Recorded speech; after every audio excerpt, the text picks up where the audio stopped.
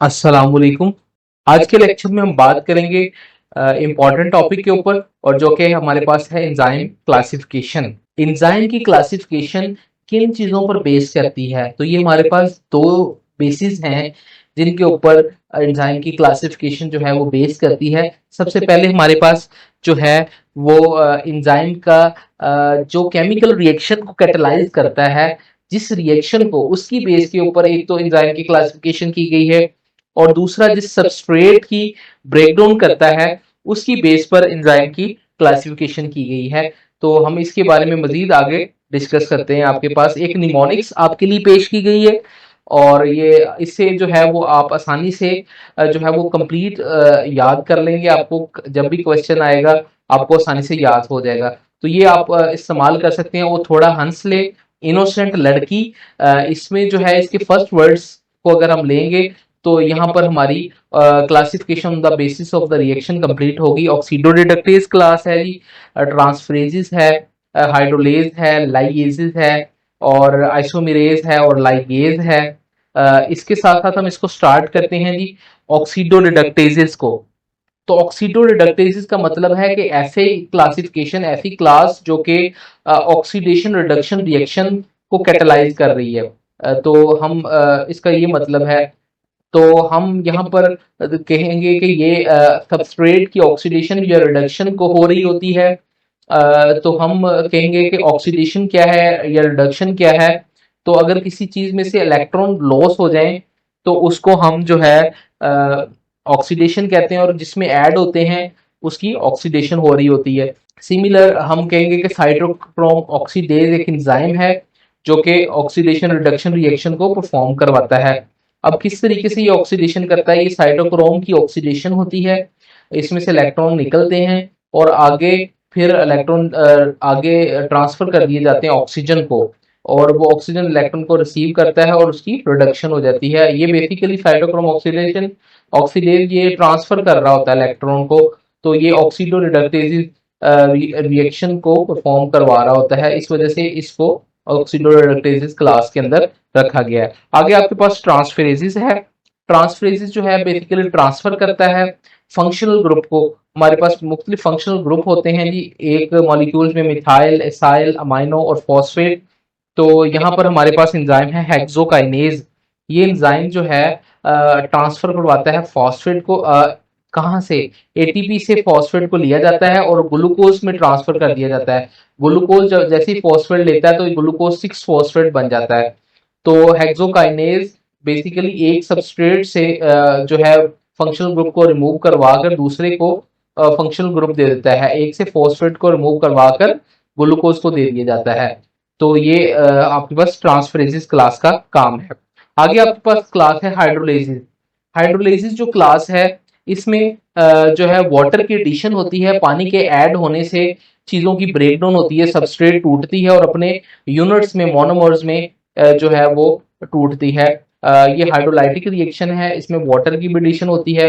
अब लाइपेज है, ये लिपिड को तोड़ता है, वाटर की एडिशन होगी। इस तरह अमाइलेज जो है वो अमाइलेज जो है आपके पास पॉलीसैकेराइड्स को तोड़ता है और इस तरह पेप्टाइडेज प्रोटीन को तोड़ेगा। और इसी तरह ये डिफरेंट डाइजेस्टिव एंजाइम्स होंगे जो मुख्तलिफ तरह के केमिकल रिएक्शन को जो है वो कैटेलाइज करेंगे। इसमें वाटर की एडिशन होगी। आगे हमारे पास लाइएजेस है। इसके अंदर वाटर ऐड नहीं होता, वाटर के बगैर ऐड किए, विदाउट वाटर जो है वो आपके ग्रुप्स की एडिशन या रिमूवल होती है। जो भी कोई आपके पास ग्रुप होगा वो ऐड भी हो सकेगा या रिमूव भी हो सकेगा पानी के बगैर ऐड किए। लाइएजेस का लफ्ज अक्सर जो इस है लाइसिस से लिया गया है। और इसका इसमें हम अब यहाँ जो एंजाइम इस्तेमाल किया गया है पायरोवेट डिकार्बोक्सिलेज।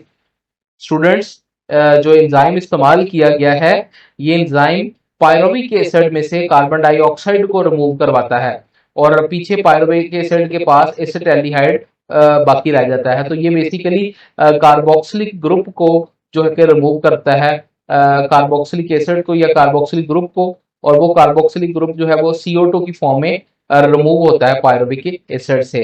तो इसमें वाटर की एडिशन नहीं होती, ये इसके अंदर इंपॉर्टेंट बात है। दूसरा आपके पास एंजाइम जो है वो आइसोमेरेसिस एंजाइम है। ये एंजाइम क्या करता है कि ये विद इन द मॉलिक्यूल जो है हम कहते हैं कि इंट्रा मॉलिक्यूलर रीअरेंजमेंट्स करता है, एक मॉलिक्यूल के अंदर एटम की अरेंजमेंट्स को चेंज किया जाता है। तो ये वाला रिएक्शन परफॉर्म करवाया जाता है। और इसके अंदर जो है हम कहते हैं कि हेक्सो आइसोमेरेज एक एंजाइम है जो बेसिकली एक ग्लूकोज है और उसको कन्वर्ट करता है फ्रुक्टोज के अंदर। अब हम कहते हैं कि एक आइसोमर को दूसरे के अंदर चेंज किया जाता है। अब ग्लूकोज और फ्रुक्टोज का सेम मॉलिक्यूलर फॉर्मूला है बट इनका डिफरेंट स्ट्रक्चरल फॉर्मूला होता है। तो ग्लूकोज को फ्रुक्टोज में कन्वर्ट करने के लिए हेक्सोज आइसोमरेज एंजाइम होता है और इसमें विद इन द मॉलिक्यूल जो है वो एटम्स की अरेंजमेंट्स को चेंज किया जाता है और वो दूसरे के अंदर स्ट्रक्चर चेंज हो जाती है। तो एटम तो उतने ही रहते हैं लेकिन उसकी अरेंजमेंट को चेंज कर दिया जाता है।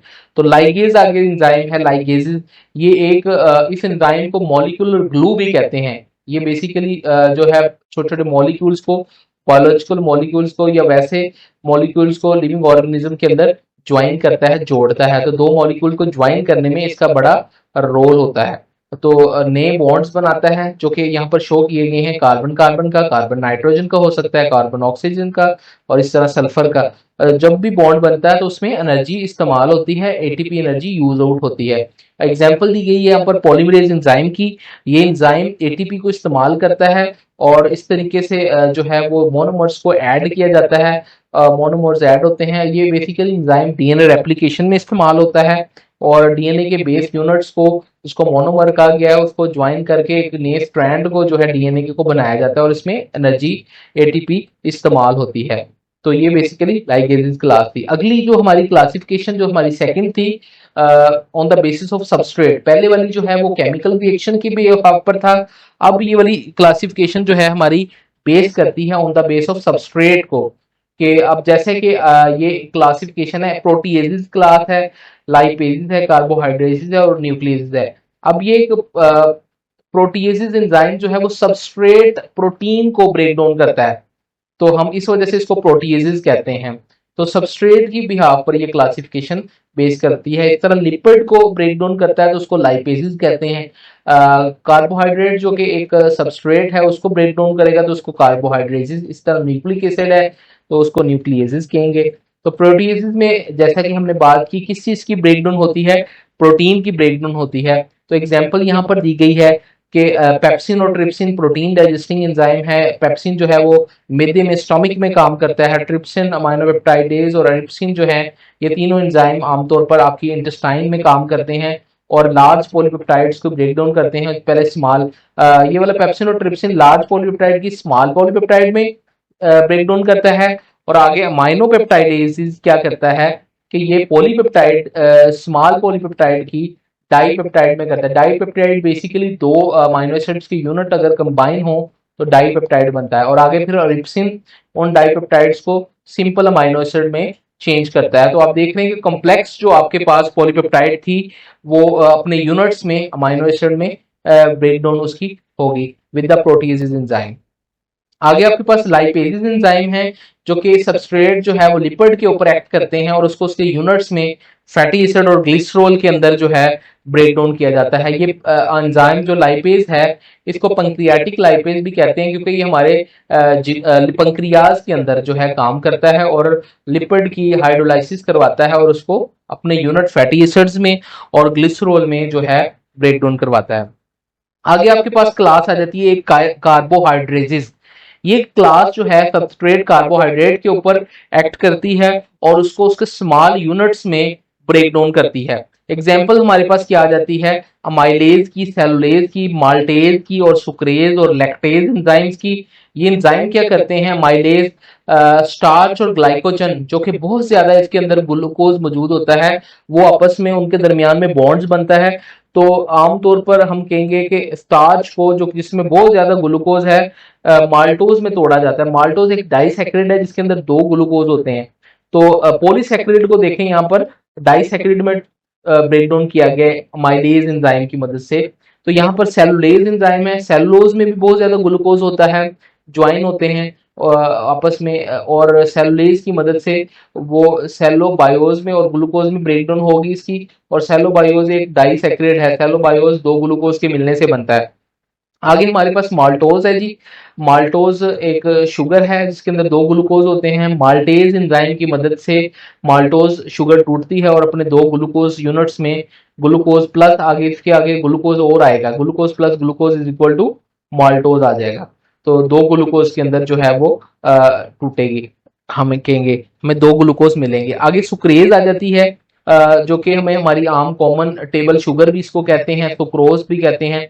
और इस सुक्रोज जो है सुक्रेज एंजाइम की मदद से अपने यूनिट्स में ग्लूकोज में और फ्रुक्टोज के अंदर जो कि ब्रेक डाउन होती है। लैक्टेज है और लैक्टोज हम कहते हैं मिल्क के अंदर भी शुगर पाई जाती है और हमारे दही में भी होती है।